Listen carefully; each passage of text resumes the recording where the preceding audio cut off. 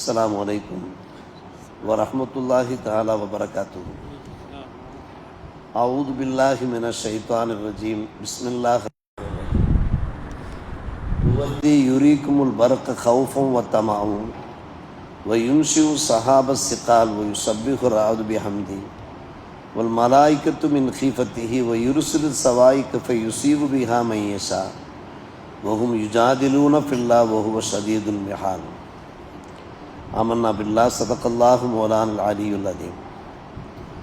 அல்லாஹ் உங்களுக்கு மின்னலை காண்பிக்கிறான். அது பயப்படுத்தக்கூடியதாகவும் இருக்கிறது, ஆசையை உண்டாக்கக்கூடியதாகவும் இருக்கிறது. அதே போன்று மழை நீரால் பலுவேறிய மேகங்களையும் அல்லாஹ் தான் உற்பத்தி செய்கிறான். அந்த நேரத்தில் இடி இடிக்கின்றத அது அல்லாஹுவை புகழ்ந்தவாறு தஸ்பீஹ் செய்து கொண்டிருக்கிறது. மலக்குமார்களும் கூட அல்லாஹுவை பயந்து தஸ்பீஹ் செய்கிறார்கள். இடிகளை அல்லாஹ் அனுப்புகிறான், அதன் மூலமாக தான் நாடியவரை அடைய செய்து தாக்குகிறான் அல்லாஹ். அம்மக்கள் அல்லாஹ் விஷயத்தில் தர்க்கம் செய்தவாறு இருக்கிறார்கள். அல்லாஹ் சிறந்த உபாயமுடையவனாக இருக்கிறான் என்று அல்லாஹ் ரப்புல் ஆலமீன் சூரா அர்-ரஅத் 13ஆம் அத்தியாயத்தின் 12, 13 வசனங்களாக பதிவு செய்திருக்கிறான். மிக முக்கியமான விஷயத்தை அல்லாஹ் இங்கே எடுத்துரைக்கிறான். மழை காலத்தில் மின்னல் வெட்டுகின்றதே, அந்த மின்னல் மூலமாக மக்கள் அச்சப்படவும் செய்கிறார்கள், ஆர்வம் கொள்ளவும் செய்கிறார்கள். எப்படி அச்சப்படுகிறார்கள் என்று கேட்டால், மழை பொழிய போகிறது, கண்ணொளியை பறிக்கின்ற மின்னொளி என்பார்கள். அந்த மின்னொளியை பார்க்கிற போது மழை பெய்ய போகிறது, என்ன ஆகுமோ? சில சமயங்களில் நில உடைமைதாரர்கள் இருக்கிறார்களே, அறுவடை காலமாக இருக்கும். அந்த சந்தர்ப்பத்தில் மழை பொழிந்தால் அவருடைய அறுவடை பாதிக்கும், பயப்படுகிறார்கள். பயணிகள் அவர்கள் பயணம் செய்கிற போது மழை பொழிகிற போது அப்போதும் கூட அவர்களுக்கு பயம் ஏற்படுகிறது. ஆகா, நம்முடைய பயணம் கெட்டு போகும் போன்றிருக்கிறதே. அதே போன்றுதான் இன்னும் சில பேருக்கு நகரவாசிகள் இருக்கிறார்கள். அங்கே தண்ணீர் சென்று அடைவதற்குண்டான ட்ரைனேஜ் போக்கிடம் இல்லாமல் இருக்கும். பெருமழை பெய்தால் ஆங்காங்கே தண்ணீர் திரண்டு விடுமே, நம்முடைய அன்றாட வேலைகள் பாதிக்குமே என்று பயப்படுகிறார். இதுதான் பயம். ஆக மின்னலை பார்க்கிற போது அவர்களுக்கு அப்படிப்பட்ட ஒரு பயமும் ஏற்படுகிறது. அந்த மின்னலை அல்லாஹ் தான் உங்களுக்கு அனுப்பி வைக்கிறான். அதே சமயத்தில் மின்னலை பார்க்கிற போது ஆர்வம் ஏற்படுகிறது. ஹவுஃப் என்றால் பயம், தம என்றால் ஆர்வம். என்ன ஆர்வம்? மழை இல்லாவிட்டால் என்ன செய்ய முடியும்? நீரின்றே அமையாது உலகு என்று சொல்வார்கள் அல்லவா? மழை பொய்த்து விட்டால் அங்கே பஞ்சம் தலை விரிக்குமே, குடி தண்ணீர் பிரச்சனை உண்டாகுமே, குளிப்பதற்கு தண்ணீர் இல்லாமல் போய்விடுமே, துவைப்பதற்கு தண்ணீரை தேட வேண்டுமே, பஞ்சம் தலைவிரிக்க ஆரம்பித்து விடுமே என்கின்ற ஒரு நிலைமை இருக்கிறதா இல்லையா? எனவே மழை பெய்ய வேண்டும் என்கின்ற ஆசையும் இருக்கும். ஆக மின்னலை பார்க்கிற போது சில பேர் அச்சப்படுகிறார்கள், சில பேர் ஆசைப்படுகிறார்களே. அந்த மின்னலை காண்பிப்பவன் அல்லாஹு தான். அந்த மின்னொலியை பார்க்கிற போது அல்லாஹுடைய ஞாபகம் வர வேண்டும். மழை நீரால் பலுவேறிய அந்த கார் மேகங்களை, கருத்த மேகங்களை அல்லாஹ் தான் உற்பத்தி செய்கிறான். திடீரென்று என்ன செய்கிறது? மழை மேகங்கள் உருவாகின்றன, ஊரெல்லாம் இருட்டாகி விடுகிறது. அந்த மேகங்களை பார்க்கிற போது கருகருவன கரு உண்டானது போன்று அது காட்சியளிக்கிறது. மழை கொட்ட ஆரம்பிக்கிறது. இந்த மழையை உற்பத்தி செய்பவரும் நான் தான் என்கிறான் அல்லாஹ். அந்த சமயத்தில் இடி முழக்கம் கேட்கிறத நம்மளுடைய வெளிப்பார்வைக்கு அது இடி முழக்கமாக தெரியலாம், ஆனால் அதை தஸ்பீஹ் என்கிறான் அல்லாஹ். இடியும் கூட தஸ்பீஹ் செய்கிறது. யுஸப்பிஹுர் ரஅது பிஹம்தி, அல்லாஹ்வை புகழ்ந்தவாறு தஸ்பீஹ் செய்கிறது. நம்முடைய வெளிப்பார்வைக்கு தெரிவது கிடையாது. ஆனால் அந்த மேகத்தை இழுத்து செல்லக்கூடிய மலக்குமார்கள், வானவர்கள் இருக்கிறார்கள். வானவர்களும் கூட அல்லாஹ்வை பயந்து தஸ்பீஹ் செய்தவாறு இருக்கிறார்கள். வானவர்கள் மூலமாகத்தான் அந்த மின்னொலியும் பாய்ச்சப்படுகிறது. மற்றும் அந்த மேகம், கார் மேகங்கள் இருக்கின்றனவே, ஒரு இடத்திலிருந்து இன்னொரு இடத்திற்கு அது நகர்ந்து செல்லுகிற போது, அது ஒன்றோடு ஒன்று மோதுகிற போது அப்போதுதான் அந்த இடி இடிக்கிறத. அந்த இடியை தஸ்பீஹ் என்கிறான் அல்லாஹ் ரப்புல் ஆலமீன். குர்ஆனில் சூரா பனி இஸ்ராயில்ல இது பற்றி அல்லாஹ் சொல்லுது, யுஸப்பிஹு மா ஃபிஸ் ஸமாவாத்தி வ மா ஃபில் அர்த், வானில் உள்ளவை பூமியில் உள்ளவை அத்தனையும் அல்லாஹுவை தஸ்பீஹ் செய்தவாறு இருக்கிறது. வ இம்மின் ஷைஇன் இல்லா யுஸப்பிஹு பிஹம்திஹி, உலகில் படைக்கப்பட்டிருக்கக்கூடிய எந்த ஒன்றும் அல்லாஹ்வை தஸ்பீஹ் செய்யாமல் இல்லை. ஆனால் வலாக்கின் லா தஃப்கஹூன தஸ்பீஹும், உங்களுக்கு தெரியவில்லை, அவை தஸ்பீஹ் செய்வது உங்களுக்கு தெரியவில்லை, அவ்வளவுதான் என்று அல்லாஹ் பேசுகிறான். அல் அஸ்ராருல் இலாஹியா என்பார்கள். இது இறைவனுடைய ரகசியங்களில் உள்ளது என்று சொல்வார்கள். இதெல்லாம் இறைவனுடைய அந்த ஆன்மீக ரகசியங்களில் உள்ளதாக இருக்கிறது. நாம் பார்க்கிற போது இதை நாம் வெளிப்பார்வையாக பார்க்கிறோம். ஆனால் இதனுடைய அந்த உண்மைத்தன்மை என்ன என்பதை இந்த வசனத்தின் வாயிலாக நமக்கு தெரிவிக்கிறான். சில சமயங்களில் மின்னொலி இடி முழக்கம் கேட்கிறது, அந்த இடியின் காரணமாக மின்னொலி வருகிறது. அந்த மின்னொலி இருக்கிறது, அது மின்சாரம் போன்று சில பேருடைய உடம்பில் பக்கம் பாய்கிறது, அவர் கரிந்து சாம்பலாகிறார். பார்க்கிறோமா இல்லையா? அதை அல்லாஹ் இங்கே பேசுகிறான். யுருசுலு சவாயிக்க, சவாயிக் என்றாலும் இடிகள் தான்.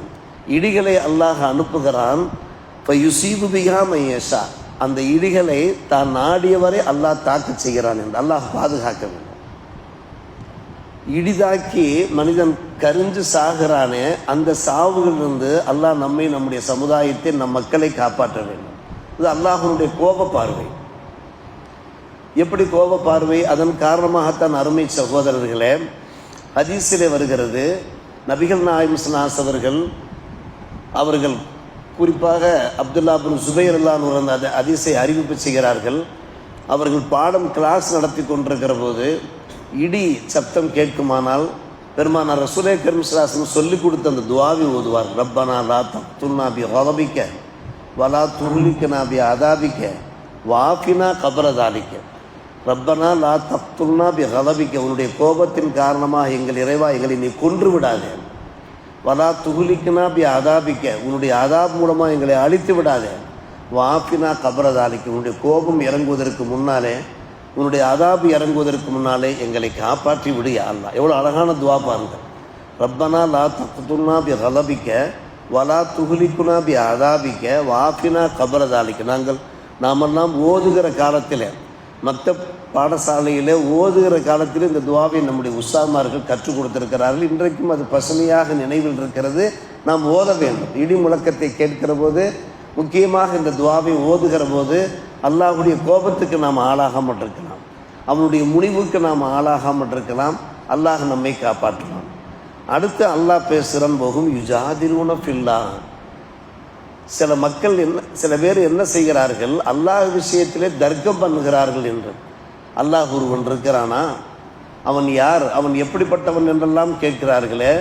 நான் தான் இந்த வேலையெல்லாம் செய்து கொண்டிருக்கிறேன், நான் என்னுடைய உபாயம் இருக்கிறத சாதாரணமான உபாயம் கிடையாது என்று ஒரு நிகழ்ச்சியை அடிப்படையாக வைத்து இந்த வசனம் அமைந்திருப்பதை தஃப்சீர் கலை வல்லுநர்கள் குறிப்பிடுகிறார். பெருமானார் ரசூலே கரீம் ஸல்லல்லாஹு அலைஹி வஸல்லம் காலகட்டத்தில் அரபு குலத்தை சார்ந்த சன்மார்க்க விரோதி ஒருவர் இருந்தார். அந்த விரோதிக்கு தாவத்து செய்வதற்காக வேண்டி, சன்மார்க்கத்தை எடுத்து சொல்வதற்காக வேண்டி பெருமானார் ரசூலே கரீம் ஸல்லல்லாஹு அலைஹி வஸல்லம் சில நபித்தோழர்களை அனுப்பி வைக்கிறார்கள். காரணம், இறை தூதர்கள் எப்படி ஏவப்பட்டிருக்கிறார்கள் என்றால், எதிரிகளிடத்திலேயும் தாவத்து செய்ய வேண்டும்.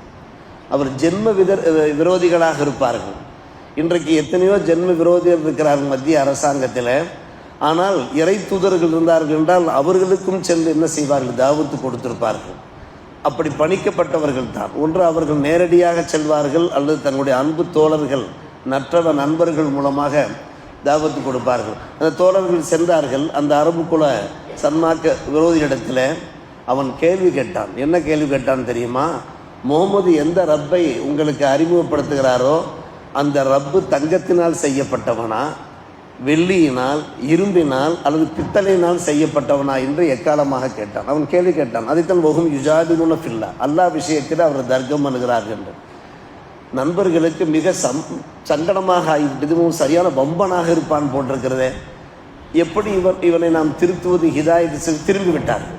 பெருமானார் ரசூலே கரீம் ஸல்லல்லாஹு அலைஹி அவர்கள் சொன்னார்கள், மறுபடியும் செல்லுங்கள், மறுபடியும் தாவத்து கொடுங்கள். யோசித்து பார்க்கிறோம், தாவத்து கொடுத்து கொண்டே இருக்க வேண்டும். ஒரு நேரம் இல்லாவிட்டால் ஒரு நேரம் அல்லாஹ் நாடினால் அவர்கள் திருந்துவார்கள். திரும்பவும் சென்றார்கள். அவன் மறுபடியும் சற்று அசிங்கமாக பேசினான். மறுபடியும் பேசினான். வந்து சொன்னார்கள், நபித்தோர்கள் பெருமானாரிடத்தில் வந்து சொன்னார்கள், அவன் தரக்குறைவாக பேசுகிறான் யார சொல்லலாம், பரவாயில்லை, 3ஆம் முறையாக நீங்கள் செல்லுங்கள், 3ஆம் முறையாக நீங்கள் செல்லுங்கள். 3 முறை ஒரு ஆளுக்கு நாம் உபதேசிப்பது ஒரு 3 முறையாவது நாம் உபதேசிக்க வேண்டும். 4ஆம் முறை அது அல்லாஹ்விடத்தில் ஒப்படைத்து விட வேண்டும். அப்பா தொழுப்பா, அப்பா தொழுப்பா, தொழுப்பா என்று நாம் சொல்லி கொண்டிருக்க வேண்டும். கொஞ்சம் கேப் விட்டு நாம் அவர்களுக்கு நாம் அறிவுரை பகிர்ந்து கொண்டிருக்க வேண்டும். அல்லாஹ் நாடினால் ஹிதாயத்தை செய்து விடுவான். 3ஆம் முறை போன போது வெகுண்டு எழுந்தான், கடுமையான கோபத்துக்கானான். திரும்ப திரும்ப எம்மிடத்தில் வந்து நீங்கள் தாவத்து செய்து கொண்டிருக்கிறீர்கள், சன்மார்க்கத்தை நீங்கள் சன்மார்க்கம் என்று யார் அந்த இறைவன் என்று கடுமையாக அவன் பேசிய போதுதான் செவ்வானம் கருக்க ஆரம்பித்தது. மழை மேகம் திரண்டது. மழை மேகம் திரண்ட கையோடு பயங்கரமான இடி சப்தம் முழங்கியது. அந்த இடிக்கு மத்தியில் மின்னல் வேகமாக வெளியே வந்தது. அவன் மீது தாக்கியது, கரிந்தான், செத்தான், முடிந்து போய்விட்டது, அவ்வளவுதான். அதைத்தான் அல்லாஹ் இந்த வசனத்தின் வாயிலாக உணர்த்துகின்றான். அவர்கள் அல்லாஹ் விஷயத்தில் தர்க்கம் பண்ணுகிறார்கள்.